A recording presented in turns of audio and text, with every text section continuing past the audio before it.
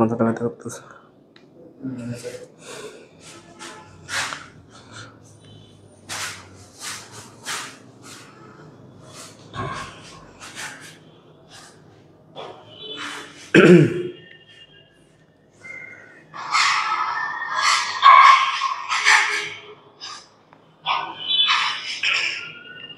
Hello everyone, আসসালামু আলাইকুম। আশা করি সবাই অনেক বেশি ভালো আছো।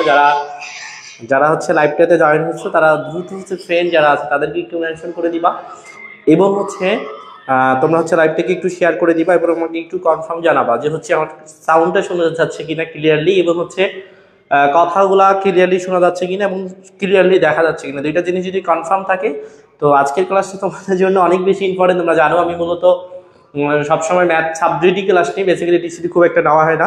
তবে বেসিক্যালি টিসিটি ক্লাসটা নিব ইনশাল্লাহ। যেই প্রশ্নগুলো পড়ানো হবে ইনশাল্লাহ সেই প্রশ্নগুলো থেকে আগামীকালকে কমন পাওয়ার সম্ভাবনা অনেক বেশি।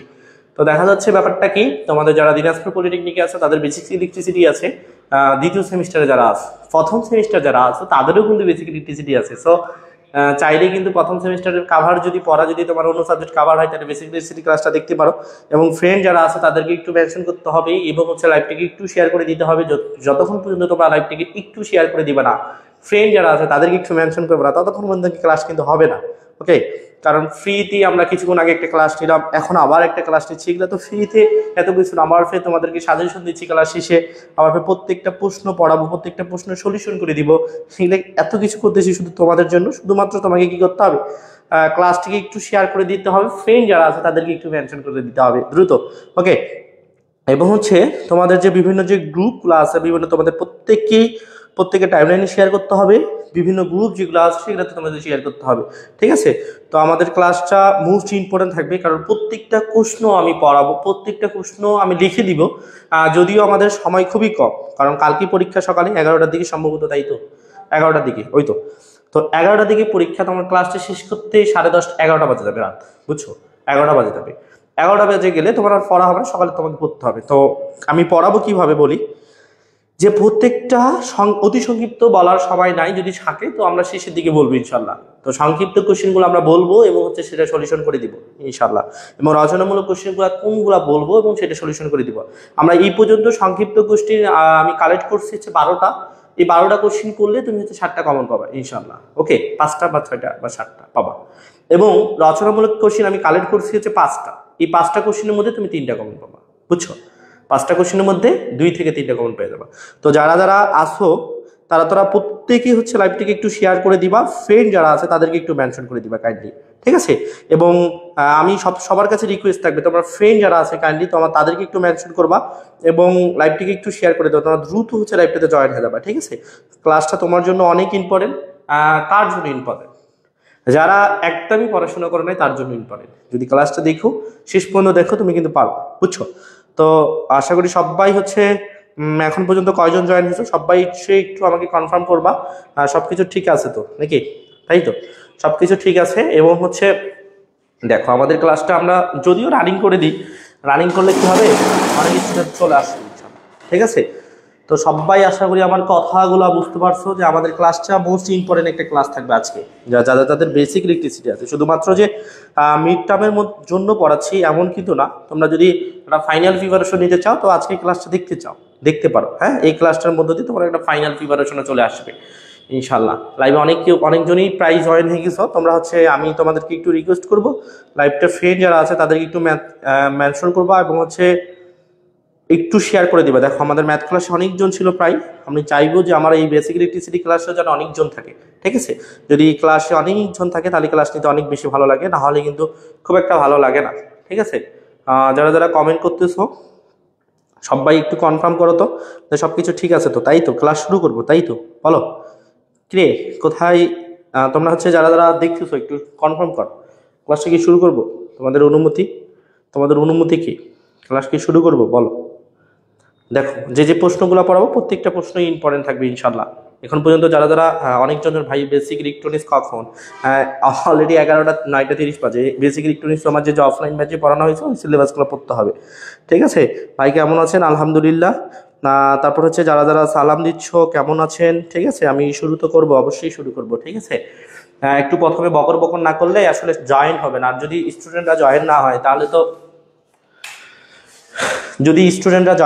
তাহলে তো ক্লাসটা নিয়ে একটু কেমন মানে বেকার মনে হবে। ঠিক আছে, তো ওকে, সবকিছু ঠিক আছে। তাহলে আমরা ফার্স্ট কোশ্চিনটা পড়বো। ফার্স্ট, ঠিক আছে, যারা যারা সালাম দিয়েছো সবাইকে ওয়ালাইকুম আসসালাম।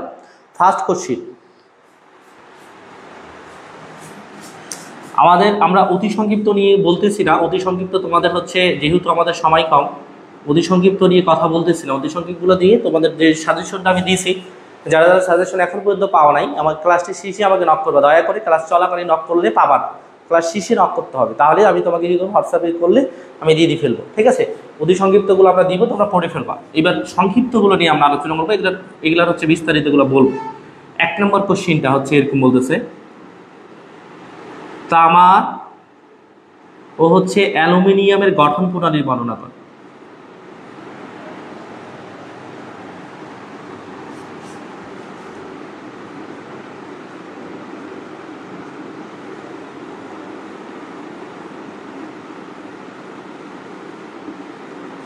গঠন হচ্ছে প্রণালী হচ্ছে বর্ণনা করো। তামার এবং হচ্ছে অ্যালুমিনিয়ামের হচ্ছে গঠন প্রণালী বর্ণনা করো, ফার্স্ট কোশ্চিন। ঠিক আছে, তো যারা যারা লাইভটাতে আসো প্রত্যেকে হচ্ছে তোমাদের জন্য মোস্ট একটা ইম্পর্টেন্ট থাকবে কথা, অ্যালুমিনিয়াম। ঠিক আছে, বানানটা হবে এরকম।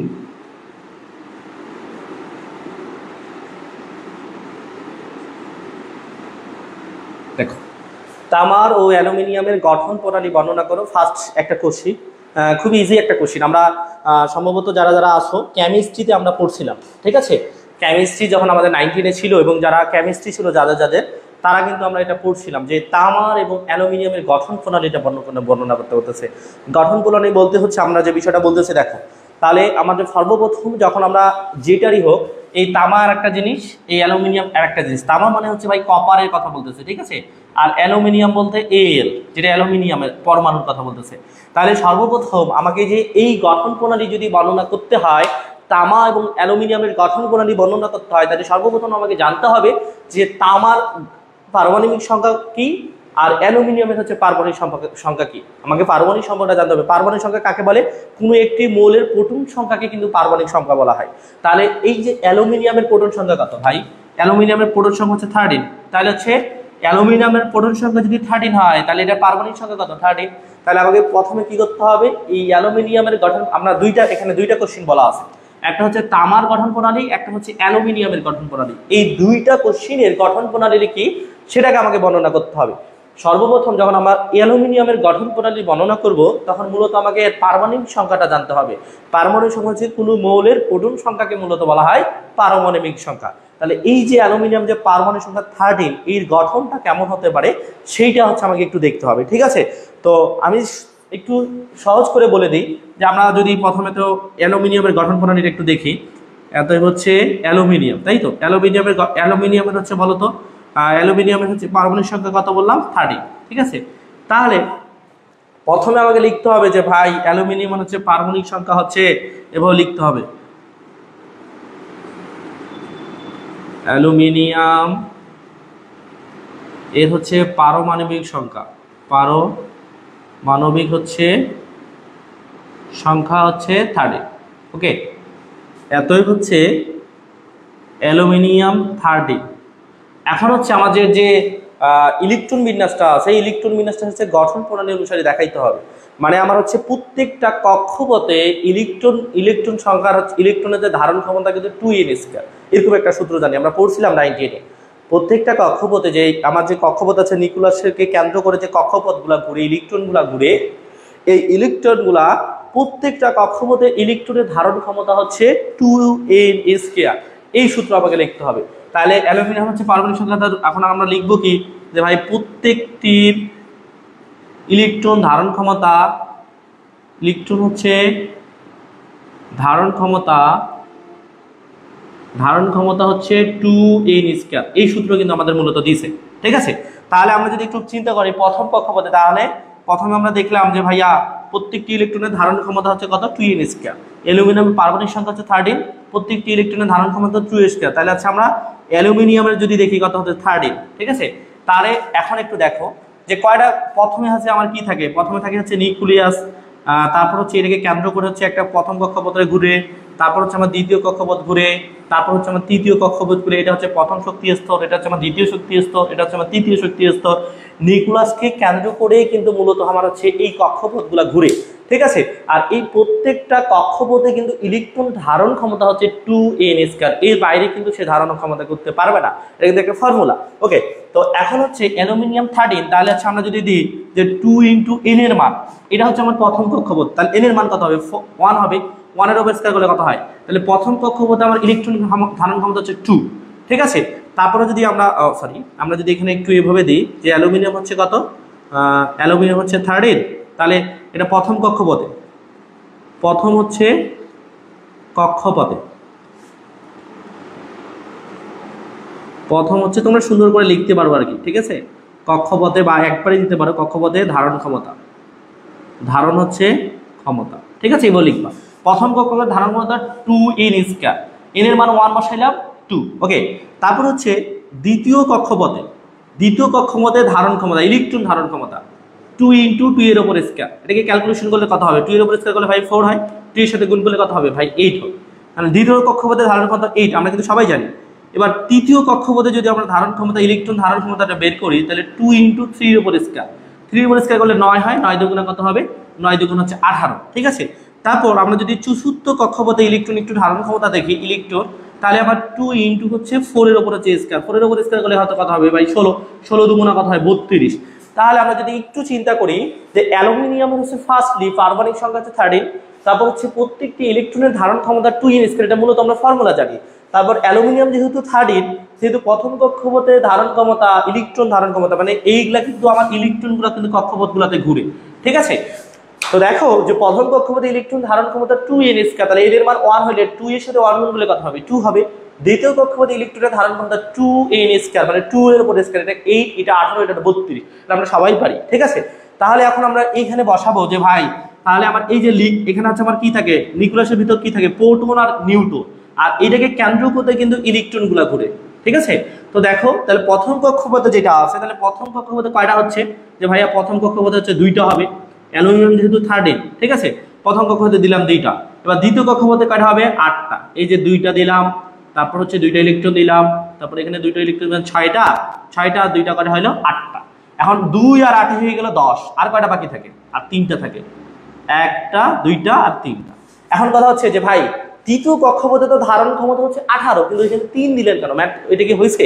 আসলে দেখো আমার কাছে আছে 10 টাকা, আমার কাছে আছে 10 টাকা, তুমি আমার কাছে 20 টাকা চাচ্ছ, এটা কি সম্ভব? দেওয়া সম্ভব? সম্ভব না। আমার কাছে আছে লাস্ট 3টা ইলেকট্রন, আমি প্রথম কক্ষপথে 2টা দিয়ে দিচ্ছি, দ্বিতীয় কক্ষপথে 8টা দিয়ে দিচ্ছি, 10টা হয়ে গেল, তাহলে 13। তো অ্যালুমিনিয়ামের হচ্ছে কত, 13, তাহলে আমার তো 3টা আছে, তাহলে 3টা যেহেতু আছে, তাহলে আমাকে কয়টা দিতে হবে, 3টাই দিতে হবে। তাহলে তোমাকে যদি বলে এরকম ভাবে অ্যালুমিনিয়ামের গঠন প্রণালী আলোচনা করো, মূলত এটাই কিন্তু অ্যালুমিনিয়ামের গঠন প্রণালী। তোমাকে বলতে হবে অ্যালুমিনিয়ামের পারমাণবিক সংখ্যা হচ্ছে 13, প্রত্যেকটা ইলেকট্রন ধারণ ক্ষমতা, প্রত্যেকটা কক্ষপথের ইলেকট্রন ধারণ ক্ষমতা হচ্ছে 2n², সুন্দর করে লিখবা। তারপর প্রথম কক্ষপথে ধারণ ক্ষমতা, দ্বিতীয় কক্ষপথে, তৃতীয় কক্ষপথে, চতুর্থ কক্ষপথে, তারপর তুমি সুন্দরভাবে এই গঠন প্রণালীটা তোমাকে দেখাইতে হবে, এভাবে পেন্সিল দিয়ে সুন্দরভাবে আঁকায় তোমাকে দেখাইতে হবে। কথা কি বুঝছো? যারা লাইভটা থাকে আশা করি প্রত্যেকেই কিন্তু আমার কথাটুকু বুঝতে পারছো, ঠিক আছে। তাহলে অ্যালুমিনিয়ামের গঠন প্রণালী কিন্তু এটা ছিল। এবার হচ্ছে আমরা কি আসবো, কপার পরমাণু হচ্ছে গঠন প্রণালী আসবো, ঠিক আছে। যারা আসলে লাইভটাতে প্রত্যেকে আমাকে একটু বলবা যে ভাইয়া বুঝছো কিনা, ঠিক আছে। তাড়াতাড়ি শুরু করেন ভাই, জি ভাইয়া শুরু করেন, ঠিক আছে শুরু করেন। ওকে ভাইয়া এটা বেসিক ইলেকট্রনিক্স না, এটা হচ্ছে বেসিক ইলেকট্রিসিটি, ভাইয়া শুরু করেন। শুভ, তারপর শুরু করেন ভাই। ওকে আসসালামু আলাইকুম ভাই। ওয়ালাইকুম আসসালাম। ওকে আশা করি সবাই বুঝতে পারছো। এবার হচ্ছে আমরা কপার পরমাণুতে আসবো, ঠিক আছে। তাহলে এটা হচ্ছে আমার অ্যালুমিনিয়াম পরমাণু ছিল, এবার আমরা আসবো কপার। সময় খুবই কম নিব, কারণ এই বিষয়গুলো তোমরা আমরা জানি, 19-এ পড়ছি, কেমিস্ট্রিতে পড়ছি, আবার ফের কি করছে দেখো বেসিক ইলেকট্রিসিটি তো দিয়েছে, কি একটা অবস্থা, তাই না? তাহলে আমরা অ্যালুমিনিয়ামে দেখলাম, এবার একটু দেখবো কপার।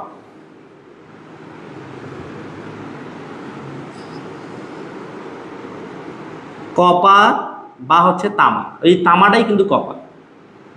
কপার বা তামার পারমাণবিক সংখ্যা, পারমাণবিক হচ্ছে সংখ্যা। তোমাকে ইলেকট্রন বিন্যাস করতে গেলে অবশ্যই পারমাণবিক সংখ্যা জানতে হবে।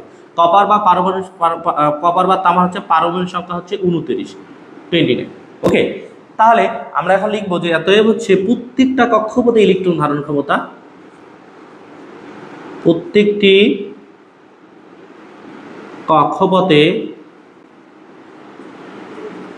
ইলেকট্রন হচ্ছে ধারণ ক্ষমতা, প্রত্যেকটি কক্ষপথে ইলেকট্রন হচ্ছে ধারণ হচ্ছে ক্ষমতা 2n², এটা আমরা জানি। ঠিক আছে, তাহলে আমরা কি করবো, একটা করে ভাগ করব যে কপার যেহেতু বলছে তাহলে কপার পরমাণুকে কি দ্বারা প্রকাশ করে, Cu, তাহলে এটা কত ইলেকট্রন, 29। ঠিক আছে, তাহলে এইটা হচ্ছে আমরা ইলেকট্রন মেশাই। আমাকে কিন্তু এই যে ইলেকট্রন এভাবে দেখাইতে হবে না, 1s², 2s², 2p6 এইভাবে কিন্তু দেখাইতে হবে, এভাবে আমরা চাই না, আমরা গঠন প্রণালীটা চাইছি, এই জন্য আমরা এই ইলেকট্রন বিন্যাসটা না দেখাইলে হবে। ঠিক আছে, তাহলে কপার হচ্ছে কত আসতেছে, 29। ওকে, তাহলে আমরা এখন লিখবো যে ভাইয়া প্রথম কক্ষপথে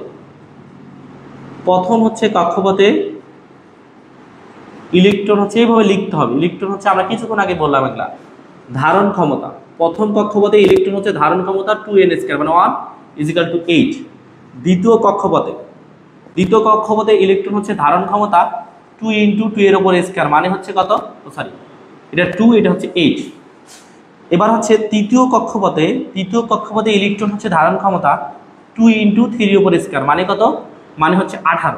ওকে, এবার হচ্ছে এই তিনটা বের করলে, আচ্ছা চতুর্থটা বের করি। চতুর্থ কক্ষপথে ইলেকট্রন হচ্ছে ধারণ ক্ষমতা 2 × 4 এর উপর স্কয়ার, এটাকে ক্যালকুলেশন করলে 32 আসবে। তাহলে আমরা মূলত এইগুলা লিখলাম। ফার্স্ট কাজ আমার এই কপার বা তামার পারমাণবিক সংখ্যা 29, প্রত্যেকটা কক্ষপথে ইলেকট্রনের ধারণ ক্ষমতা হচ্ছে 2n², এটা আমাকে লিখতে হবে। লেখার পর এই কপার পরমাণুর পারমাণবিক সংখ্যা 29, প্রথম কক্ষপথে ইলেকট্রন ধারণ ক্ষমতা, দ্বিতীয় কক্ষপথে, তৃতীয় কক্ষপথে, চতুর্থ কক্ষপথে। এখন হচ্ছে ব্যাপারটা যে আমাকে এটা কি করতে হবে, এটা হচ্ছে আমার ইলেকট্রন বিন্যাসটা দেখাইতে হবে, গঠন। তাহলে আমার প্রথমে জানি যে প্রথমে হচ্ছে আমার নিউক্লিয়াস থাকে, এই নিউক্লিয়াসকে কেন্দ্র করে কিন্তু ইলেকট্রনগুলো ঘুরে। তাহলে এই যে একটা দিলাম প্রথম কক্ষপথ বা প্রথম শক্তি স্তর, বা দ্বিতীয় কক্ষপথ বা দ্বিতীয় শক্তি স্তর, তৃতীয় কক্ষপথ, তারপর হচ্ছে আমার চতুর্থ কক্ষপথ। তাহলে এখন সুন্দর করে বসাবো। দেখো প্রথম কক্ষপথে ইলেকট্রন ধারণ ক্ষমতা কাটা ভাইয়া, এখানে ইলেকট্রনের নিউক্লিয়াসের ভিতরে কি থাকে, নিউট্রন আর প্রোটন থাকে 2টা। দ্বিতীয় কক্ষপথে 8টা, আমরা কিন্তু আগে বের করে দেখাইছি, 2টা 4টা 6টা 7টা 8টা, বুঝছো। তারপর তৃতীয় কক্ষপথে 8 আর হচ্ছে 2 10 হয়ে গেল। তৃতীয় কক্ষপথে 18টা, 2টা 4টা 6টা 8টা 10টা 12টা 14টা 16টা 18টা। ওকে, তাহলে 18 আর 2 হচ্ছে 20 আর 8 হচ্ছে 28, কিন্তু এখানে 29 আছে। তাহলে আমার আর একটা বাকি থাকে, আমার লাস্ট কক্ষপথে যেটা আছে চতুর্থ কক্ষপথ, সেখানে একটা ইলেকট্রন চলে যাবে। ঠিক আছে, তাহলে মূলত আমরা এখানে কি করলাম বলতো, কপার পরমাণুর যে ইলেকট্রন বিন্যাস 29 সেটা আমরা করে দেখালাম, এটাই মূলত অ্যান্সার।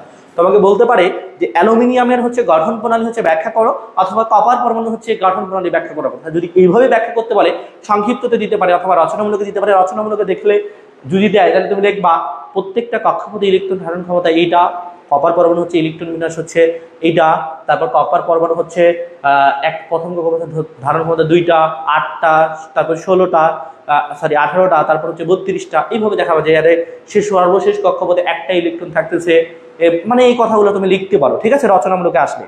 ঠিক আছে, তো যারা যারা আসছো, আমার প্রথম কোশ্চিনটা অলরেডি ডান। তাহলে আমার প্রথম কোশ্চিনটা কি ছিল রচনামূলকে, সংক্ষিপ্তের জন্য তামা অথবা হচ্ছে অ্যালুমিনিয়ামের হচ্ছে ইলেকট্রন বিন্যাস দেখাও। আশা করি সবাই বুঝতে পারো। ঠিক আছে, ওকে ডান। যারা যারা আসছো সবাই হচ্ছে একটু কমেন্ট করবা যে বুঝছো কিনা। আমার ক্লাসটা দেখো শেষ পর্যন্ত ভাই। বেসিক ইলেকট্রনিক্স ক্লাস, এই কি এটা বেসিক ইলেকট্রনিক্স না রে, এটা বেসিক ইলেকট্রিসিটি, বেসিক ইলেকট্রিসিটি না, বেসিক ইলেকট্রিসিটি। ঠিক আছে, ইলেকট্রনিক্স ক্লাসটা দেওয়ার সময় আমরা কি বলি, ফিজিক্স 1 নিয়েছি, তারপরে বের হচ্ছে বেসিক ইলেকট্রিসিটি চলতেছে। তো ভাইয়া বেসিক ইলেকট্রনিক্স ক্লাস নেবেন না, আর সময় নাই রে। অনেক সুন্দর হচ্ছে ভাইয়া। ওকে, যারা যারা হচ্ছে আছো সবাই হচ্ছে একটু কমেন্ট করবা। ওকে, তোমরা কি বুঝতে পারছো, আমরা অলরেডি একটা কোশ্চিন ডান। ঠিক আছে, এবার আমরা 2 নম্বর কোশ্চিন নেব। রোধের সূত্রগুলো লেখো অথবা বিবৃত করো, মোস্ট ইম্পর্টেন্ট কোশ্চিন 2 নম্বর। তোমরা সবাই একটু কমেন্ট করো তো এটা বুঝছো কিনা। যারা যারা আছো সবাই একটু কমেন্ট করবা যে এটা বুঝছো কিনা। ওকে, তাহলে যারা যারা আছো সবাই একটু আমাকে কমেন্ট করবা যে এটা বুঝছো কিনা।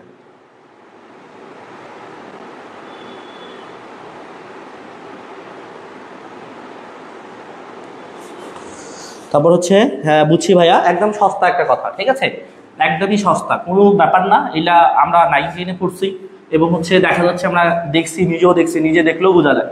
ঠিক আছে, তাহলে আমরা মূলত সংক্ষিপ্ত কোশ্চিন পড়তেছি। হ্যাঁ, আমি এখানে না লিখে একটু প্রশ্নগুলো বলে লিখতে পারবো। তাহলে আমরা মূলত পড়তেছি হচ্ছে সংক্ষিপ্ত।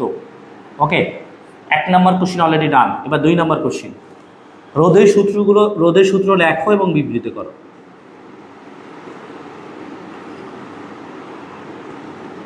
লেখো এবার হচ্ছে বিবৃত করো, অথবা কোশ্চেন নেভো বলতে পারে, অথবা R is equal to rho L by হচ্ছে এ, এটা করতে পারে। ঠিক আছে, আমাকে দুইভাবে কোশ্চেনটা করতে পারে, যে হচ্ছে R is equal to rho L by A, অথবা রোধের সূত্রগুলো লেখো, রোধের সূত্রটা লেখো এবং হচ্ছে বিবৃত করো।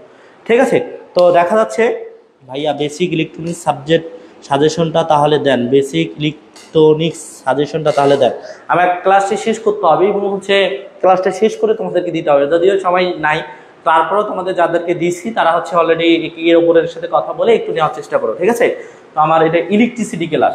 রোধের সূত্র লেখো এবং হচ্ছে বিবৃত করো, অথবা R is equal to rho L by A. আমি তো ক্যাপশনে এক সমস্ত লিখে দিয়েছি যে বেসিক ইলেকট্রিসিটি ক্লাস হবে, ইলেকট্রনিক্সের কথা বলি নাই, তাহলে তোমরা মানে ভুল ভাবতেছো নাকি আসলে? ওকে, ঠিক আছে, তাহলে একটু লক্ষ্য করে দেখো, রোধের সূত্র লেখো এবং হচ্ছে বিবৃত করো। তাহলে রোধের সূত্র কাকে বলে? একটি পরিবাহীর রোধ অনেকগুলো উপাত্তের উপর নির্ভরশীল। একটা পরিবাহীর রোধ অনেকগুলো উপাত্তের উপর নির্ভর করে যে নিয়ম মেনে চলে তাকে কিন্তু রোধের সূত্র বলে। কথাটা বুঝো, একটা পরিবাহীর রোধ অনেকগুলো উপাত্তের উপর নির্ভর করে যে নিয়ম মেনে চলে তাকে কিন্তু রোধের সূত্র বলে। বুঝছো? তাহলে আমাকে বলছে রোধের সূত্রটি লেখো এবং হচ্ছে বিবৃত করো। তাহলে আমরা ফার্স্টলি রোধের সূত্রটা আগে লিখবো, লেখার পর আমরা সেটাকে বিবৃতি করবো। বিবৃতি করে আমাকে প্রমাণ করতে হবে আর ইজিক্যাল টু হচ্ছে রো এল বাই হচ্ছে এ, মানে আমাকে এইটা ইজিক্যাল টু এটা প্রমাণ করে দেখাইতে হবে। কথা বুঝছো? তাহলে আমরা লিখবো, প্রথমত শুরু করবো, এটা ব্যাখ্যা যদি আমরা সমাধান করি তাহলে আমরা লিখবো এতএব রোধের সূত্র, রোধের হচ্ছে সূত্র। ওকে, রোধের সূত্রটা হবে একটি পরিবাহী রোধ, একটি হচ্ছে পরিবাহী রোধ, একটি হচ্ছে পরিবাহী রোধ অনেকগুলো, একটি পরিবাহী রোধ অনেকগুলো উপাত্তের উপর হচ্ছে নির্ভর করে যে নিয়ম মেনে চলে, করে যে নিয়ম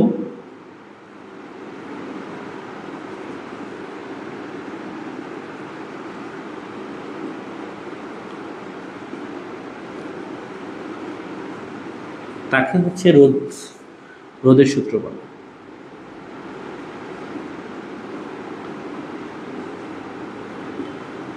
রোধের সূত্রটা দেখো, যে একটি পরিবাহী রোধ অনেকগুলো উপাত্তের উপর নির্ভর করে যে নিয়ম মেনে চলে তাকে হচ্ছে রোধের সূত্র বলে। ঠিক আছে, তাহলে আমাকে মূলত রোধের সূত্রটা প্রমাণ করতে হবে। এটা হচ্ছে আমার বলছে যে রোধের সূত্রটা লেখো, মানে আগে রোধের সূত্রটাকে লিখতে বলতেছে। ঠিক আছে, এইটা লিখতে বলতেছে, তারপরে বিবৃতি করো, অথবা আমাকে R is equal to rho L by L, এটা বুঝছো, মানে প্রশ্নটাকে বুঝতে হবে, বুঝে আমাকে বলে না রোধের সূত্রটি বিবৃতি করো অথবা আর ইজিক্যাল টু রো এল, তাহলে আমার সূত্রটা লেখার দরকার নাই। আর যদি তোমাকে কোশ্চেনটা এইভাবেই করে যে রোধের সূত্রটি লেখো তারপর বিবৃতি করো, অবশ্যই রোধের সূত্রটা লিখতে হবে। রোধের সূত্রটা একটি পরিবাহী রোধ অনেকগুলো উপাত্তের উপর নির্ভর করে, যা হচ্ছে নির্ভর করে যে নিয়ম মেনে চলে তাকে হচ্ছে রোধের সূত্র বলে। ঠিক আছে, এই ছিল আমাদের রোধের সূত্রটা। তাহলে এখন একটা যদি চিন্তা করি যে একটা মনে করো যে এখানে একটা পরিবাহী আছে, এখানে একটা পরিবাহী ছিল, এই পরিবাহের মধ্যে কি কি আছে দেখো। পরিবাহের মধ্যে একটা হচ্ছে রোধ দেওয়া আছে, অবশ্যই একটা রেজিস্ট্যান্স থাকবে, তারপর হচ্ছে পরিবাহের একটা দৈর্ঘ্য থাকবে, যে এখান থেকে যে এই প্রান্ত থেকে যে এই প্রান্ত আসে অবশ্যই একটা দৈর্ঘ্য আছে। তারপর হচ্ছে একটা কি আছে বলো তো, যে ভাই রোধ আছে, দৈর্ঘ্য আছে, তারপর প্রস্তুচ্ছেদের ক্ষেত্রফল আছে, এই বিষয়গুলো কিন্তু আছে। এগুলা কিভাবে কি কাজ করবে সেটা হচ্ছে মেইন বিষয়। ঠিক আছে, তো রোধ হচ্ছে যেভাবে মানে যে আবিষ্কার করছে সে যে রোধের সূত্রটা বিবৃত দিছে ওইভাবে দিছে। প্রথম কথাটা এভাবে বলছে ও যে পরিবাহী রোধ দৈর্ঘ্যের সাথে হচ্ছে সমানুপাতিক। এখানে কিন্তু জিনিস আছে দেখো, একবার হচ্ছে রোধটা হচ্ছে আমার দৈর্ঘ্যের সাথে কাজ করবে, এই রোধটা একবার প্রস্তুচ্ছেদের সাথে কাজ করবে, মানে একবার হচ্ছে দৈর্ঘ্যের সাথে কাজ করবে, একবার হচ্ছে ক্ষেত্রফলের সাথে, মানে এটা একটা পরিবাহী। যারা ইলেকট্রিক্যালে পড়ো, ইলেকট্রিক্যাল ডিপার্টমেন্টে তোমাকে বুঝতেই হবে যে একটা লাইন টার্ন দেওয়া আছে, মানে এটা একটা পরিবাহী। পরিবাহী মানে কি? তার, এই তারটা দেওয়া আছে, তাহলে অবশ্যই একটা পরিবাহীর মধ্যে রোধ থাকবে, রেজিস্ট্যান্স যদি না থাকে তাহলে কিন্তু পরিবাহীর সমস্যা, মানে ডিরেক্ট কারেন্টটা যদি চলাচল করে তাহলে কিন্তু ফাটে ফুটে শেষ হয়ে যাবে, এরকম ব্যাপারটা। অবশ্যই বাধা সৃষ্টি হবে, রোধ আছে, তাহলে অবশ্যই এই যে দৈর্ঘ্যটা দেওয়া আছে, তারের যে পরিবাহীটা দেওয়া আছে, অবশ্যই এর একটা লেন্থ আছে তো, সেটাকে আমরা বলতেছি দৈর্ঘ্য। অবশ্যই সেটার একটা ক্ষেত্রফলও আছে, প্রস্থচ্ছেদের ক্ষেত্রফল বলা যায় এটাকে, সেটা এ ধরতেছি আমরা প্রস্থচ্ছেদের ক্ষেত্রফল। তাহলে রোধ যে কথাটা বলছে, ওনার সূত্রটা উনি বিবৃত করছে, এইভাবে বিবৃত করছে যে পরিবাহী রোধ দৈর্ঘ্যের সাথে হচ্ছে সমানুপাতিক। 1 নম্বরে কথা বলতেছে এইটা।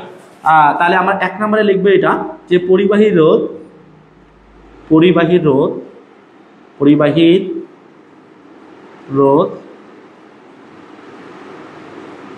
দৈর্ঘ্যের সাথে হচ্ছে সমানুপাতিক। সমানুপাতিক ব্যাপারটা কেমন বলতো, যে পরিবাহী রোধ দৈর্ঘ্যের সাথে সমানুপাতিক। যদি হচ্ছে আমার আরটা বাড়ে তাহলে লেন্থটা বাড়বে, লেন্থটা কমলে আরটা বাড়বে, বাড়া কমা কমা বাড়া, সেটাকে বলি আমরা সমানুপাতিক ব্যাপার। ঠিক আছে, তাহলে পরিবাহী রোধ দৈর্ঘ্যের সাথে সমানুপাতিক। তাহলে পরিবাহী রোধ যদি দৈর্ঘ্যের সাথে সমানুপাতিক থাকে, তাহলে আরেকটা সময় আছে, অবশ্যই এটা অবশ্যই নির্দিষ্ট একটা টাইম নিয়ে যায়। তাহলে আমরা বলতে পারি পরিবাহী রোধকে কি দ্বারা প্রকাশ করা হয়, আর দ্বারা। দৈর্ঘ্যের সাথে সমানুপাতিক, দৈর্ঘ্য বলতে হচ্ছে লেন্থ, এর সাথে কি সমানুপাতিক। তাহলে আর বাকি কি থাকে, প্রস্থচ্ছেদ থাকে আর সময় থাকে। তাহলে হচ্ছে প্রস্থচ্ছেদ এবং টাইম হচ্ছে স্থির থাকে। ওকে, রোধ হচ্ছে প্রথম কথা এটা বলতেছে। দ্বিতীয় কথা কি বলতেছে জানো, দ্বিতীয় কথা রোধে এই বলছে যে পরিবাহীর রোধ ক্ষেত্রফলে বা প্রস্থচ্ছেদের ক্ষেত্রফলের উল্টানুপাতিক বা হচ্ছে ব্যস্তানুপাতিক, এভাবে বলতেছে। আর 2 নম্বরে কথা বলতেছে এরকম যে পরিবাহীর হচ্ছে রোধ প্রস্থচ্ছেদের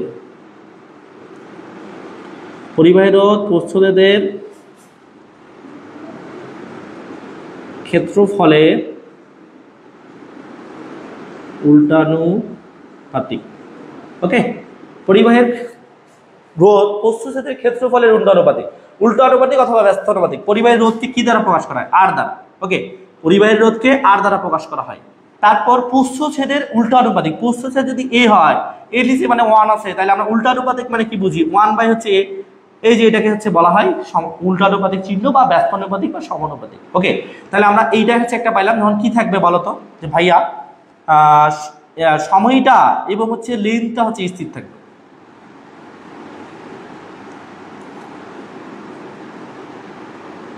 স্থির হচ্ছে। ওকে, তাহলে আমরা এই দুইটা সমীকরণ পাইলাম। এটাকে মূলত বলবো আমরা 1 নম্বর সমীকরণ, এটাকে বলবো আমরা 2 নম্বর সমীকরণ। এই 1 নম্বর এবং 2 নম্বর সমীকরণ থেকে আমাকে এই প্রমাণটা কিন্তু আনে দেখাইতে হবে। ঠিক আছে, তাহলে এখন আমরা কি করব, 1 নং ও 2 নং হচ্ছে সমন্বয় করে পাই। সমন্বয় মানে যেটা একই জিনিস আছে সেটা থেকে একটা নিব, আলাদা জিনিসগুলোকে রাখতে দিব, এটাকে বলা হয় সমন্বয় করে পাই। ঠিক আছে, তাহলে 1 নং এবং 2 নং সমীকরণকে একত্রে বা সমন্বয় করে পাই। আমরা এখন লিখবো 1 ও হচ্ছে 2 নং সমীকরণকে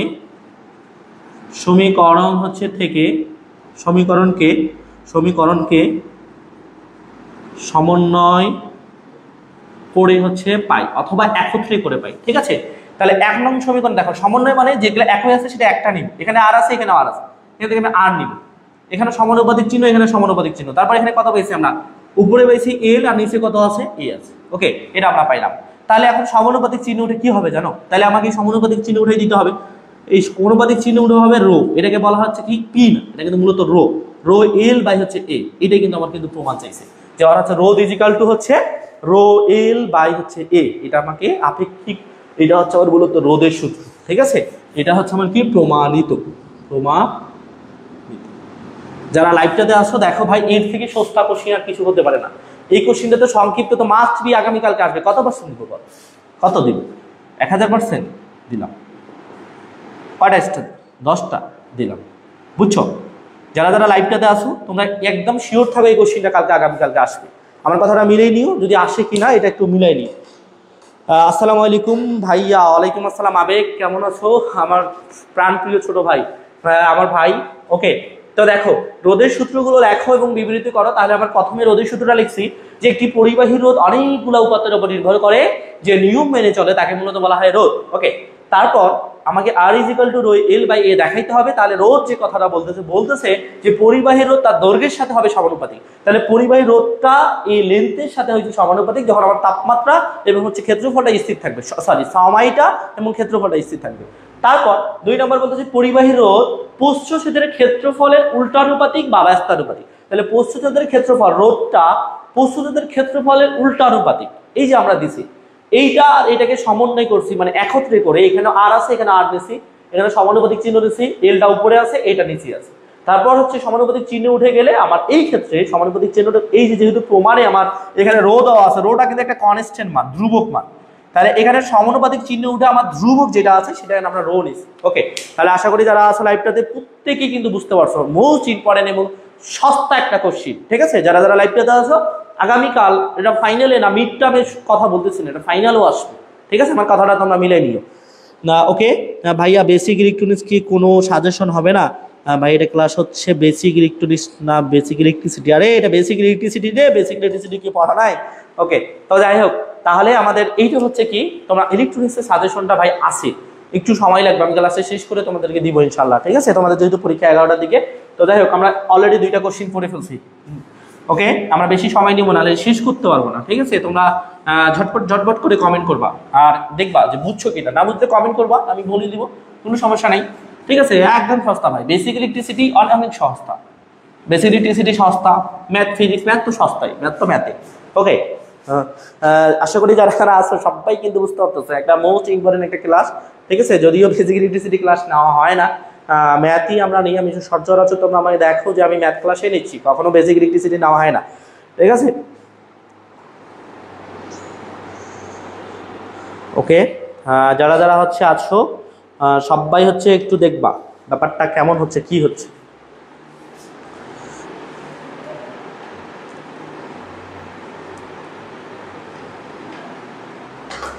ঠিক আছে, ফোনটা গিয়ে চার্জটা শেষ হয়ে গেল।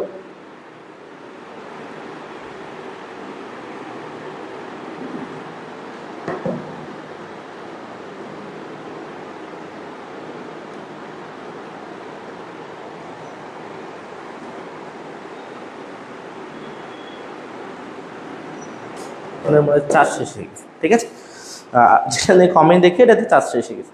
এবার হচ্ছে আমরা আরেকটা আসি। ঠিক আছে, মোস্ট একটা আরেকটা ইম্পর্টেন্ট কোশ্চিন আসি, এই চ্যাপ্টারের একটা ইস্যু হলো পরিবাহী রোধ। যে সকল বিষয় পরিবাহীর রোধ কি কি বিষয়ের উপর নির্ভর করে, এটা 3 নাম্বার কোশ্চিন। পরিবাহী রোধ, আমার সাথে ক্লাস করতে গেলে তোমাকে লং টাইম ক্লাস করতে হবে, তাহলে কিন্তু তুমি সবকিছু করতে পারো, ক্লাস করে পরীক্ষা দিতে পারবে, সব পারবা। পরিবাহী রোধ কি কি বিষয়ের উপর নির্ভর করে, আমি কিন্তু প্রত্যেকটা জিনিসই বলি। ঠিক আছে, কি কি বিষয়ের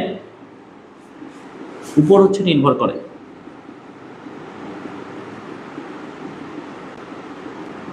পরিবাহী রোধ কি কি বিষয়ের উপর নির্ভর করে, এটা হচ্ছে একটা কোশ্চেন। ঠিক আছে, তাহলে আমার 1 নাম্বার এটা অ্যান্সারটা হবে এরকম যে পরিবাহী রোধ হচ্ছে তার পরিবাহী রোধ দৈর্ঘ্যের উপর নির্ভর। পরিবাহী রোধ 1 নাম্বার অ্যান্সার করতেছি, পরিবাহী রোধ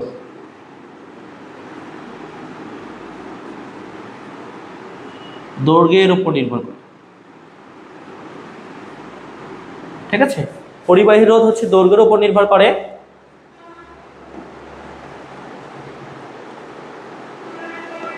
ঠিক আছে, পরিবাহী রোধ হচ্ছে দৈর্ঘ্যের উপর নির্ভর করে, প্রস্থচ্ছেদের উপর নির্ভর করে, উপাদানের উপর নির্ভর করে, তাপমাত্রার উপর নির্ভর করে।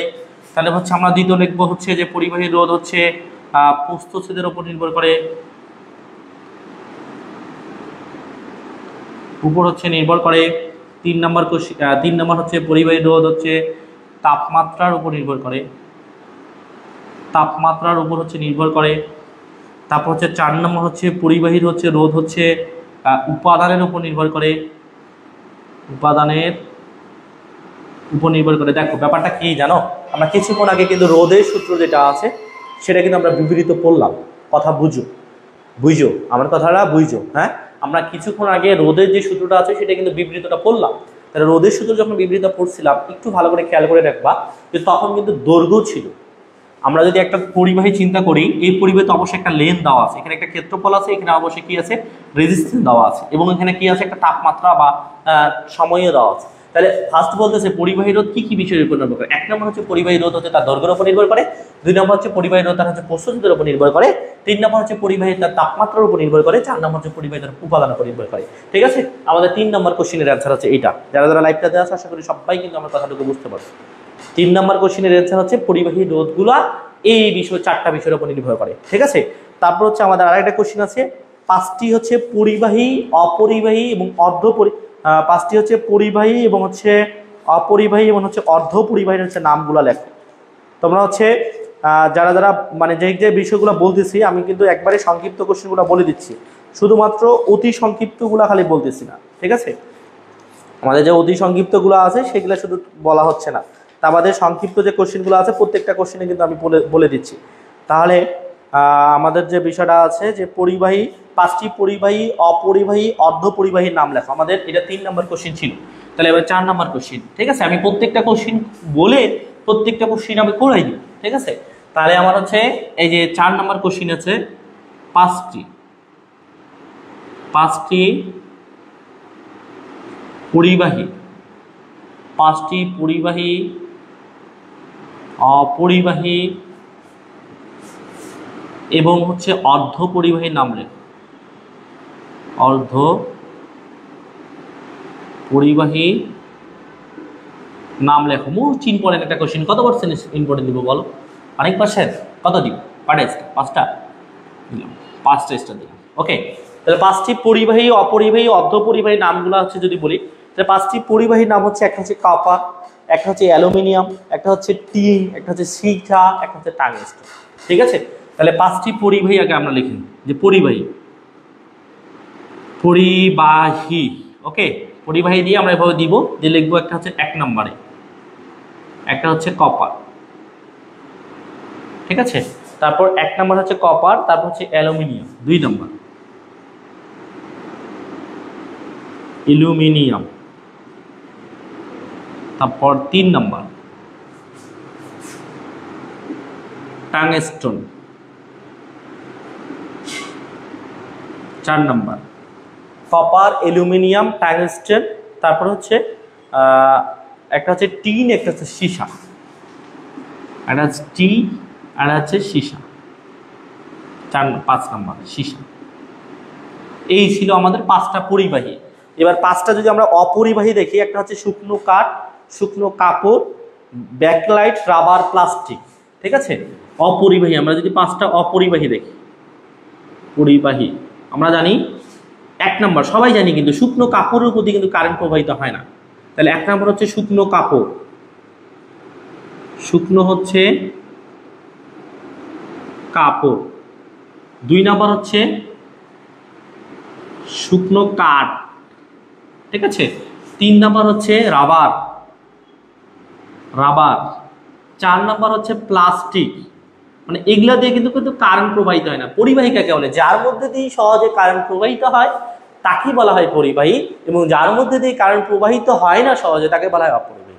তাহলে এগুলোর মধ্যে দিয়ে কিন্তু সহজে কারেন্ট প্রবাহিত, যেমন কপার, অ্যালুমিনিয়াম, টাংস্টেন, টিন, সীসা, এগুলা দিয়ে। আর এগুলা দিয়ে কিন্তু যায় না, শুকনা কাপড়ের দিয়ে কিন্তু কারেন্ট প্রবাহিত হবে না। কাঠ, শুকনা কাঠের উপর দেখো তোমরা একটু ব্যাপারটা দেখো না, যখন কেউ কারেন্ট শক করে তখন কিন্তু কাঠ দিয়ে, শুকনা কাঠ দিয়ে বাড়ি দেয়। কেন বাড়ি দেয় জানো? ওটা দিয়ে ছুটানোর চেষ্টা করে এই জন্য, কারণ কাঠের মধ্যে দিয়ে কারেন্ট প্রবাহিত হয় না।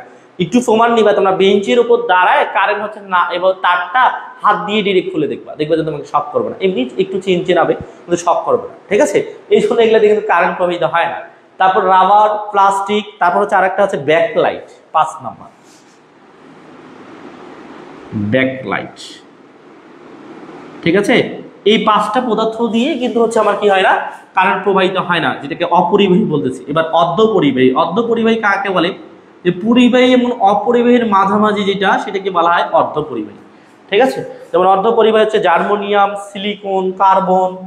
1 নম্বর হচ্ছে আমরা বলতে পারি জার্মনিয়াম, তারপর 2 নম্বরে বলতে পারি কার্বন, 3 নম্বরে বলতে পারি সিলিকন, 4 নম্বরে বলতে পারি আমরা জার্মনিয়াম, সিলিকন, ভিজা কাঠ, ভিজা কাপড়, ভিজা হচ্ছে কাঠ, 5 নম্বর ভিজা কাপড়, ভিজা হচ্ছে কাপড়। ওকে, তাহলে আমাদের যে কোশ্চেনটা ছিল যে 5টি হচ্ছে পরিবাহী, 5টি পরিবাহী, 5টি অপরিবাহী, 5টি অর্ধপরিবাহীর নাম লেখো। আমরা পরিবাহী, অপরিবাহী, অর্ধপরিবাহী কাকে বলে এর ডিটেইলসে আলোচনা আমরা করার সময় নেই। তারপর আমি বললাম যে যার মধ্যে দিয়ে, যে পদার্থের মধ্যে দিয়ে সহজে বিদ্যুৎ প্রবাহিত হয় তাকে বলা হয় পরিবাহী, যেটা দিয়ে সহজে প্রবাহিত হয় না তাকে বলা হয় অপরিবাহী, যে পরিবাহী এবং অপরিবাহীর মাঝামাঝি যেটা, সেটাকে বলা হয় অর্ধপরিবাহী। ঠিক আছে।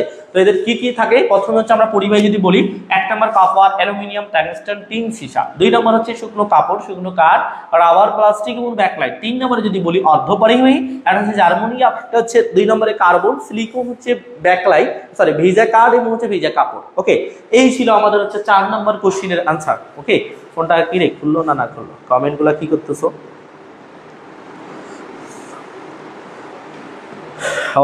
ওকে, আমরা মানে এই গত আরেকটা লাইভ ছিল তো এই জন্য ফোনগুলো বন্ধ হয়ে যাচ্ছে আর কি, চার্জের শেষের দিকে। তো আমাদের 4 নম্বর কোশ্চেনের অ্যান্সার ছিল এটা, আশা করি সবাই বুঝতে পারছো। ঠিক আছে, আমরা নেক্সট কোশ্চেনে চলে আসবো। তোমরা কমেন্ট করতেছো তো, আমি কমেন্টগুলো দেখবো একটু পর। ওকে, তো তোমরা হচ্ছে যারা যারা আসো, সবার কাছে একটা রিকোয়েস্ট থাকবে, রিকোয়েস্টটা একটাই, তোমরা একটু লাইভ থেকে শেয়ার করে দিবা, ফ্রেন্ড যারা আছে তাদেরকে একটু মেনশন করবা। ঠিক আছে, তাহলে আমাদের 3 নাম্বার 4 নাম্বার কোশ্চেন শেষ। এবার হচ্ছে আমরা 5 নাম্বার একটা কোশ্চেন পড়বো। ঠিক আছে, 5 নম্বরে একটা কোশ্চেন পড়বো, সরি আমরা একটা হচ্ছে ম্যাথ করব এখন।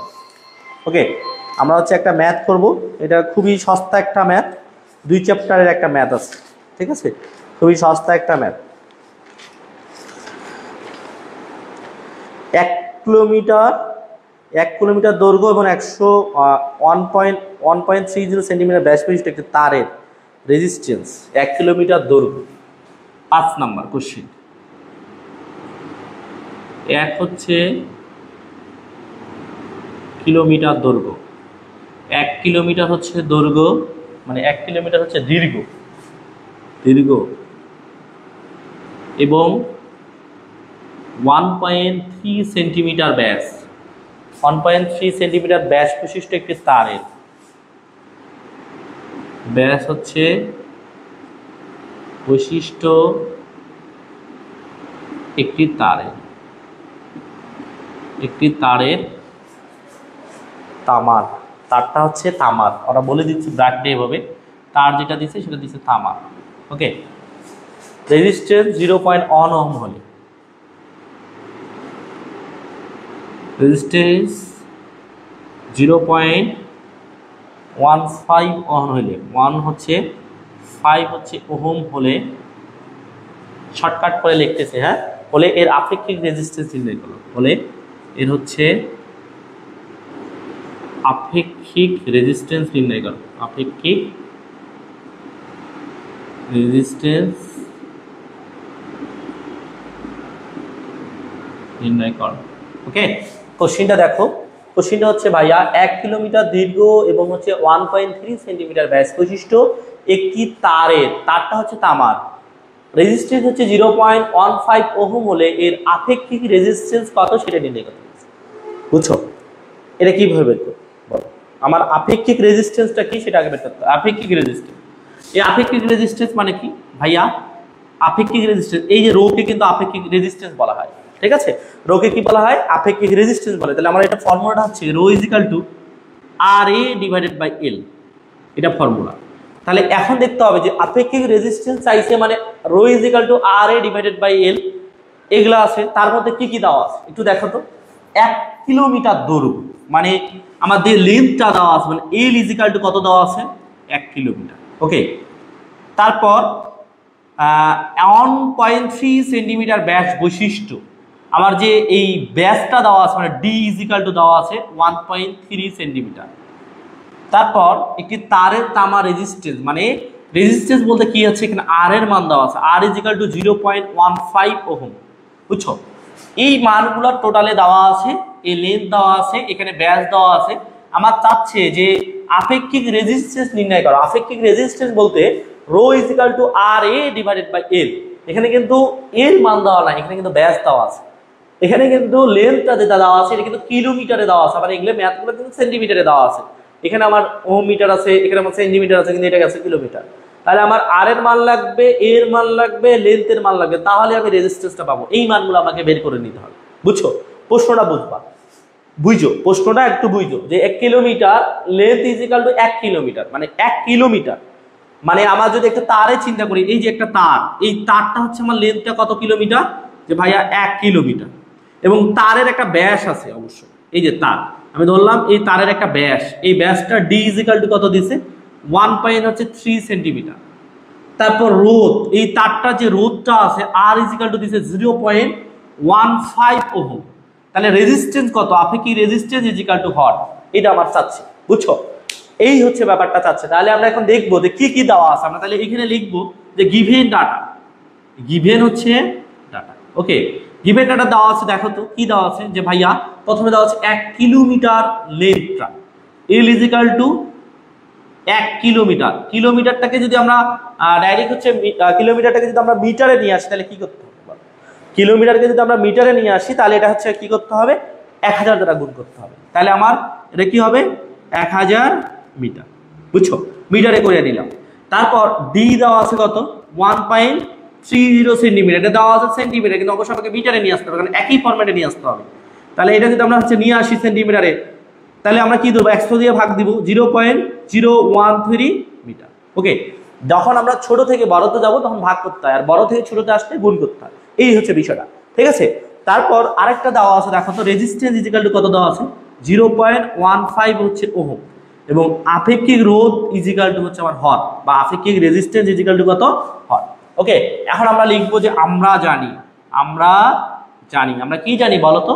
আমরা জানি ভাই রো ইজ ইকুয়াল টু, মানে আপেক্ষিক রেজিস্ট্যান্সকে রো দ্বারা প্রকাশ করা হয়, আর এ ডিভাইডেড বাই হচ্ছে এল। আর মানে কত? যে ভাইয়া 0.15 ইন্টু, ও সরি, আমরা তো ক্ষেত্রফল বের করি না। আচ্ছা দেখো, আমরা ক্ষেত্রফলটা এখানে যদি বের করে ফেলি, এখানে আমার কি দেওয়া আছে? মিটার দেওয়া আছে তো। আচ্ছা, এখানে আমরা বের করি। যখন আমার একটা বৃত্ত থাকবে, এই বৃত্তর ব্যাস দেওয়া আছে, তাহলে ক্ষেত্রফলের সূত্র কি? পাই ডি স্কয়ার বাই 4। আমরা কিন্তু পড়ছি ছোটবেলায় যে ভাইয়া একটা বৃত্ত যদি থাকে, এই বৃত্ত যদি ব্যাস দেওয়া থাকে, ব্যাস, এই বৃত্তের ব্যাস দেওয়া থাকে, তাহলে ক্ষেত্রফলের সূত্র কি? ক্ষেত্রফল ইজ ইকুয়াল টু হচ্ছে পাই ডি স্কয়ার বাই হচ্ছে 4। আমরা এই ফর্মুলাটা অ্যাপ্লাই করলে কিন্তু মূলত পেয়ে যাবো। তো দেখো, ক্ষেত্রফল লাগবে মানে হচ্ছে পাই, ডি এর মান কত ভাই? 0, ডি এর মান হচ্ছে 0.0 হচ্ছে 13, এটার উপরে স্কয়ার ডিভাইডেড বাই কত? 4 ইন্টু এইটাই তো, তাই তো, ডিভাইডেড বাই, দেখো ডিভাইডেড বাই 4। আমরা যদি ওইদিকে মানটা বের করতাম তাহলে বিষয়টা ভালো হইতো আর কি, সহজ হয়ে যেত। যদি বের করি নেই, লেন্থটা হচ্ছে আমার কত? 1000। এটাকে যদি আমরা একবারে ক্যালকুলেশন করি তাহলে একটা রেজাল্ট পাবো। রেজাল্টটা হচ্ছে 0.0198 ইন্টু 10 ইনভার্স হচ্ছে 6 হচ্ছে আপেক্ষিক রেজিস্ট্যান্সের একক হচ্ছে ওহম, হচ্ছে মিটার। এইটাই হচ্ছে আমার অ্যান্সার, ঠিক আছে? যারা যারা লাইভটাতে আসো, আমি আশা করি প্রত্যেকজনই কিন্তু ম্যাথটা বুঝতে পারছো। একদম সস্তা একটা কোশ্চিন, খুব একটা কঠিন যে ছিল এমন কিন্তু না, একদমই সস্তা কোশ্চিন। মোবাইলটা খুলছে, বুঝছো? তোমরা হচ্ছে একটু কমেন্ট করো যে তোমরা বুঝছো কিনা। একদম হচ্ছে সহজ একটা কোশ্চিন ছিল, বুঝছো?